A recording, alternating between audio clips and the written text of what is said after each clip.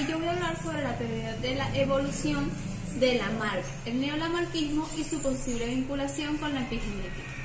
Ahora, ¿quién fue Jean-Baptiste Lamarck? Él fue un naturalista francés que nació en el año 1744.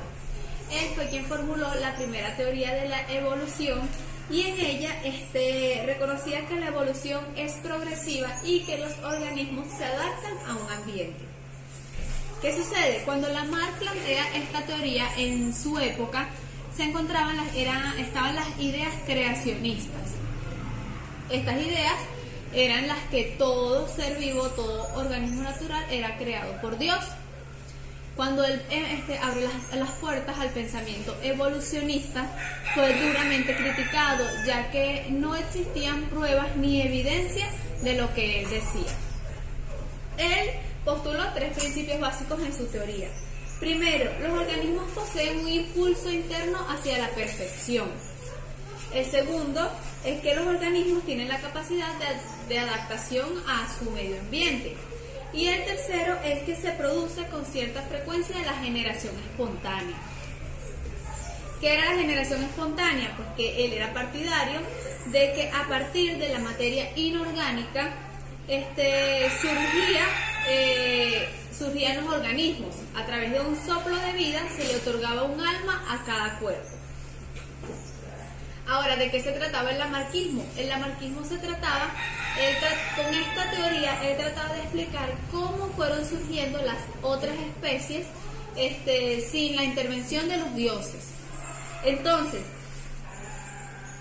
él decía, su idea era que si bien el origen de las formas de vida era mediante la creación de Dios, pero que después la evolución se iba dando de forma mecánica. ¿Qué sucedía?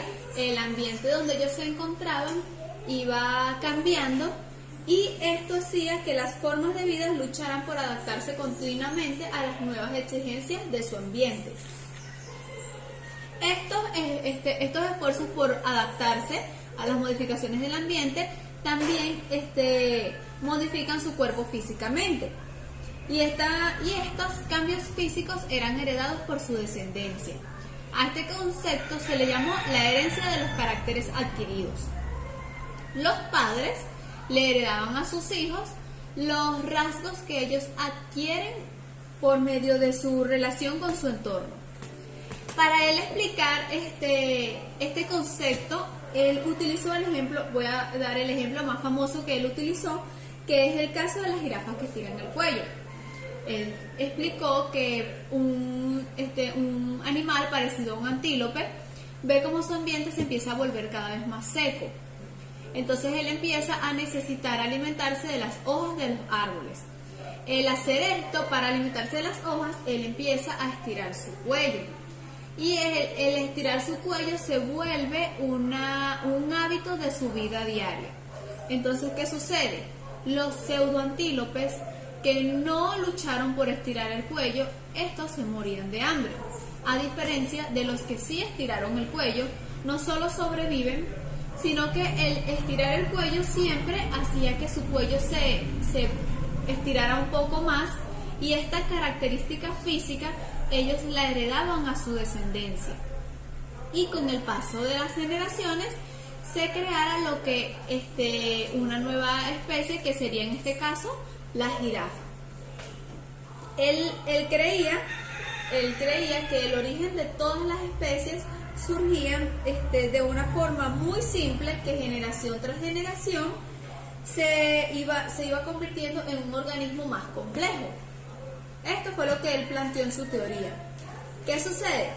Que cuando él planteó su teoría, en ese momento fue duramente criticado, ya que no existían pruebas de lo que él decía.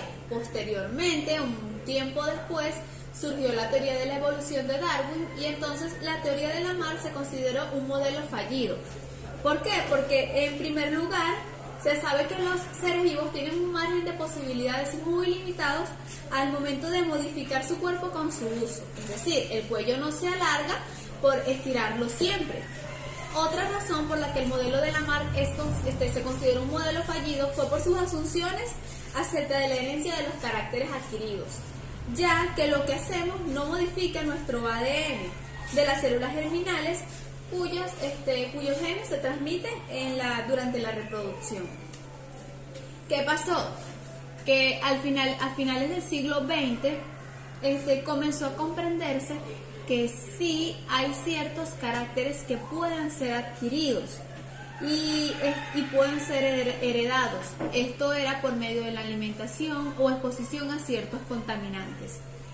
Estos pueden imprimir marcas químicas en el ADN capaces de anular la expresión de un gen. Estas modificaciones no cambian la secuencia del ADN del organismo, pero dado que van enganchadas a la molécula del ADN, pueden transmitirse a la descendencia sin afectar las células germinales. Estos rasgos se le denominan epigenéticos, y con el surgimiento de la epigenética, para algunos biólogos supone una demostración de la herencia de los caracteres adquiridos propuesta por Lamarck, y esto propuso una corriente neolamarquista. Ahora, ¿de qué se trataba la teoría neolamarquista? Esta teoría supone que la evolución es consecuencia de la interacción de un organismo y del medio ambiente. ¿Y qué es la epigenética? La epigenética es el estudio de los cambios hereditarios en la función genética que se producen sin cambiar la secuencia del ADN. Es decir, un cambio en el fenotipo de un individuo sin alterar su genotipo. Un ejemplo que le podemos dar sobre la epigenética es el experimento que se realizó con los ratones agouti. Estos ratones tienen una característica, y es que su pelaje es de color amarillo. Pero cuando ellos se alimentan, ingieren alimentos del grupo metilo, su pelaje cambia a color marrón. Ahora, el hecho de que su pelaje cambie a color marrón, su secuencia de ADN no cambia. Pero la epigenética de ciertos genes provoca un cambio en el pelaje de estos animalitos. Y este cambio es heredado a su descendencia. Es decir, el ratón nace amarillo, su alimentación lo cambia a marrón y su descendencia nace color marrón. Ahora, hoy en día la epigenética está poniendo de manifiesto una complejidad del genoma muy alejada de las teorías clásicas de la evolución y la herencia. El papel de la epigenética en la evolución está surgiendo como una fuente importante a la variación fenotípica, que son ejemplos de la herencia de los caracteres adquiridos propuesta por Lamarck hace 200 años. Aunque la teoría epigenética, bueno, es una teoría que está surgiendo y tiene un parecido tiene un gran parecido a la teoría de la herencia de los caracteres adquiridos propuesta por Lamarck. Todavía hay científicos que no relacionan la epigenética con la herencia. Su teoría no haya sido del todo acertada, sirvió de base para que años después otros científicos puedan postular su teoría de la evolución. Como sucede en el entonces, muchos años después, el científico Charles Darwin, quien se encontraba en su expedición en el Beagle en las Islas Galápagos, y al mismo tiempo también se encontraba el científico Alfred Wallace, que también se encontraba en una expedición en el archipiélago malayo. Estos científicos no se conocían y ellos realizaron sus investigaciones con las especies que se encontraban en los lugares donde ellos estaban. Ambos científicos tuvieron las mismas ideas y las mismas conclusiones.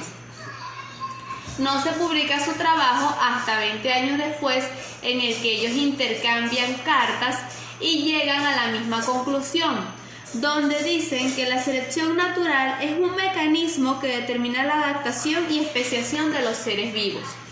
Estos científicos publican su teoría o su trabajo en la Sociedad Científica, pero no es tomado del todo en serio hasta cuando Charles Darwin publica su libro El origen de las especies, donde entonces se considera su teoría, es más, su teoría es la más acertada hasta hoy en la actualidad. y es por eso que Darwin es llamado el padre de la evolución. Ahora bien, ¿qué propone la teoría de la evolución de Darwin? Él dice que las especies cambian con el tiempo y que unas especies provienen de un antepasado en común. Estos le heredan a su descendencia variaciones genéticas que, si son acertadas, le permiten sobrevivir a un ambiente cambiante. Darwin también hablaba de la selección natural, la cual es la base de todo cambio evolutivo. Este proceso, a través del cual los organismos mejor adaptados desplazan a los que son menos adaptados. Y esto ocurre mediante la acumulación lenta de cambios genéticos favorables en la población a lo largo de las generaciones. Gracias.